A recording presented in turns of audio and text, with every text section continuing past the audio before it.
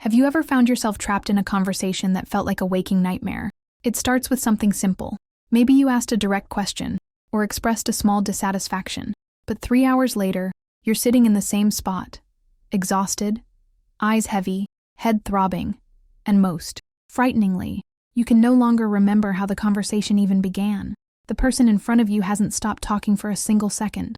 Words, accusations, stories from the past, theories about your behavior, analyses of your family, disconnected sentences that seem to make sense in the moment, but fall apart as soon as you try to analyze them. You try to intervene, try to bring logic back into the room, but it's like trying to hold water in your hands. You feel your brain shutting down. A thick fog takes over your thoughts. What was supposed to be a conflict resolution has turned into a mental endurance marathon, where the only goal seems to be your surrender. You end up agreeing to things you didn't do, apologizing for crimes you didn't commit, just to make the noise stop, just to have 1 minute of silence. If this scene sounds painfully familiar, I need you to know something fundamental. This is not a communication breakdown. This isn't because he is very expressive or likes to talk things through. What you experienced has a name, a structure, and above all, a devastating hidden intention. Excessive talking is one of the most potent weapons in the narcissistic arsenal to disable your critical thinking and induce a state of psychological submission. And today, we are going to dismantle this trap, piece by piece. My name is Lauren Mitchell. My purpose with this channel is to show you that the problem was never you, and more importantly, that you are not alone. Let's dissect what really happens in these endless sessions. In behavioral psychology focused on abusive dynamics, we call this word salad, or in more technical terms, circular reporting and filibustering. But for those living it, the experience is visceral. Imagine you discovered a lie. You have the proof. You arrive calm, determined to clarify the facts. You present point A. The logical response would be an explanation regarding point A. But the narcissist doesn't operate on the logic of resolution. He operates on the logic of distraction and exhaustion. He responds to point A by talking about point Z, something that happened back in 2018. When you try to correct him and say, "We aren't talking about 2018, he jumps to point J, attacking your tone of voice. He says, "You're being hysterical. It's impossible to talk to you." Now, you're defending yourself against the accusation of being hysterical. While you defend yourself, he introduces a new topic, ingratitude. He lists 10 things he did for you last week. Observe the movement. In 5 minutes, the original subject, the lie you discovered, has disappeared. It was buried under layers of noise. He speaks fast, with conviction, without pausing for breath. He uses complex words, pseudo-psychology, and distorts definitions. He says things like, "I'm just trying to help you grow," or "Your perception is clouded by your childhood traumas." The effect of this on you is devastating. You start to doubt your own memory. You think, "Did I really say that? Am I being ungrateful?" Confusion sets in. It's like being on a carousel that spins faster and faster. The images blur. You lose your bearings. The physical sensation is one of being drained. Many victims report feeling pressure in their forehead, lethargy in their limbs, and an uncontrollable urge to sleep. This isn't boredom. This is your nervous system collapsing. The narcissist, on the other hand, seems to gain energy.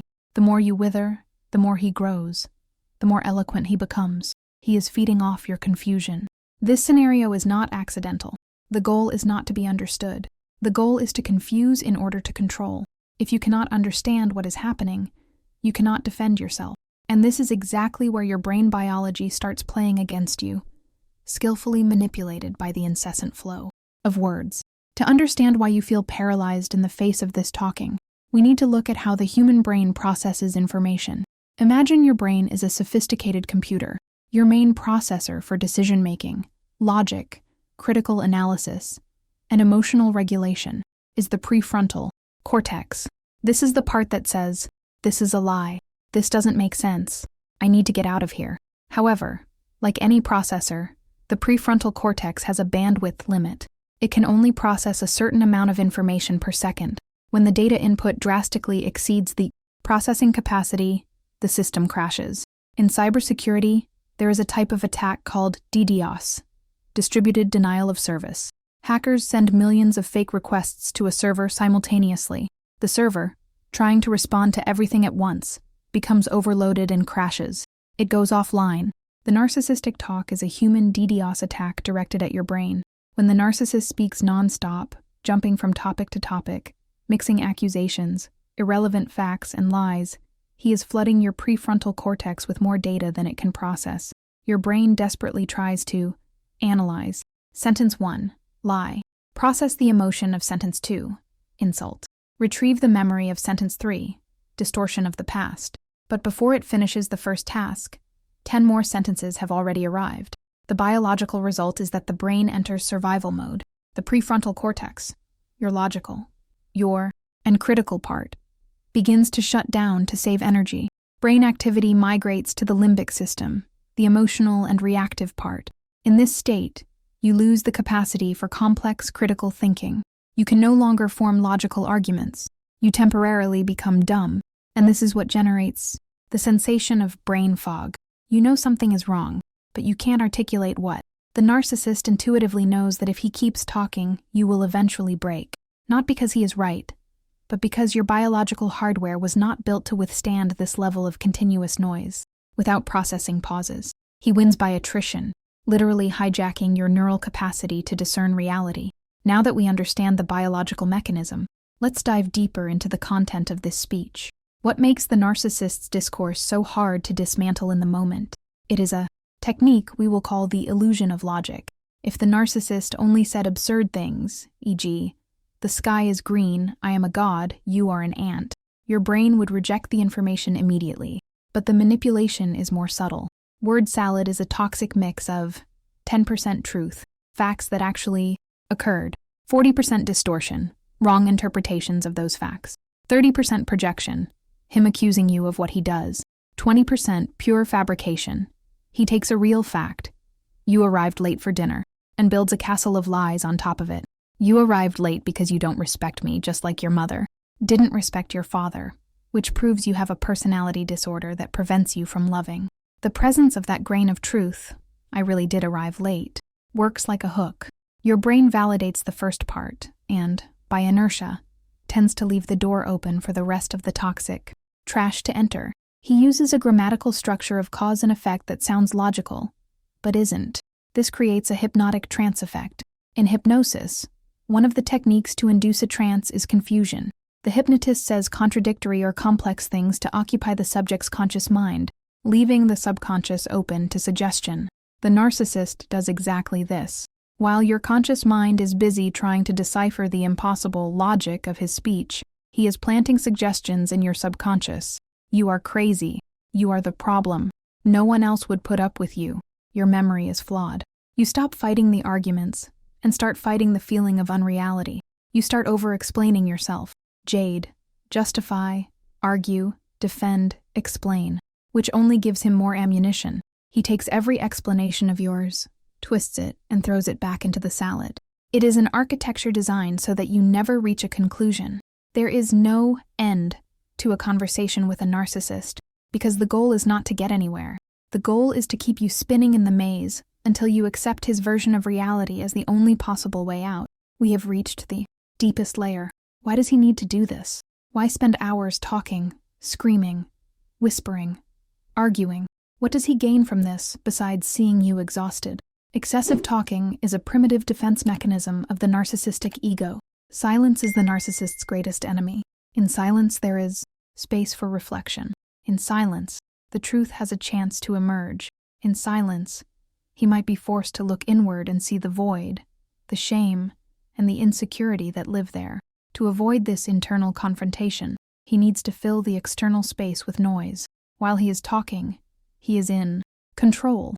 While he is the narrator, he defines the story. He is rewriting reality in real time, so that, in this new version, he is the hero, or the noble victim, and you are the villain. Furthermore, there is the component of emotional regulation through externalization.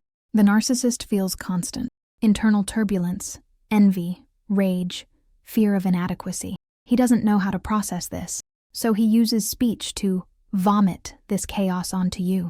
Imagine he is holding a hot potato, his emotional discomfort. He talks compulsively to pass that hot potato into your hand.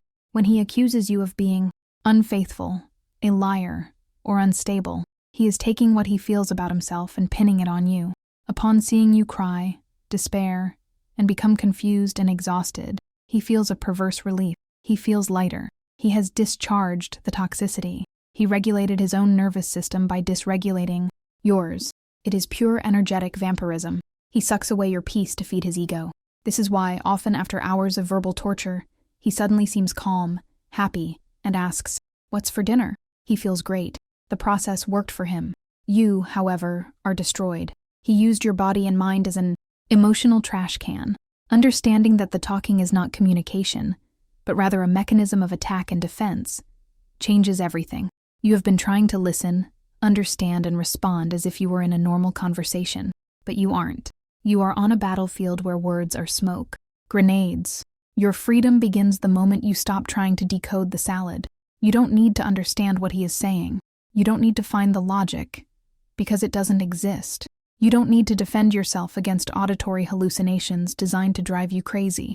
The turning point happens when you notice the start of the cycle, the physical signs, the fatigue, the confusion, the circularity.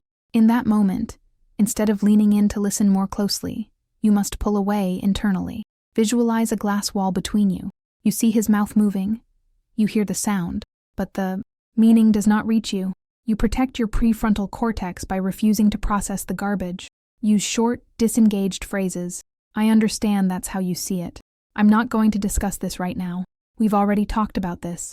And physically remove yourself if possible. They hate this. They will try to escalate the conflict to pull you back into the chaos. But now you know. The chaos is their territory. Your clarity is your territory.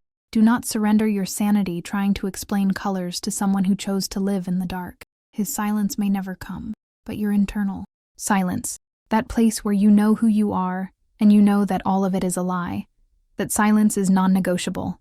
Reclaim it. Feel free to leave your story, your vent, or even a suggestion for a topic for the next video in the comments below. Access the link in the description to check out my ebook and the benefits of being a member of this channel. Click on the suggested video on the screen to stay with me and remember, you are light. Never forget to shine.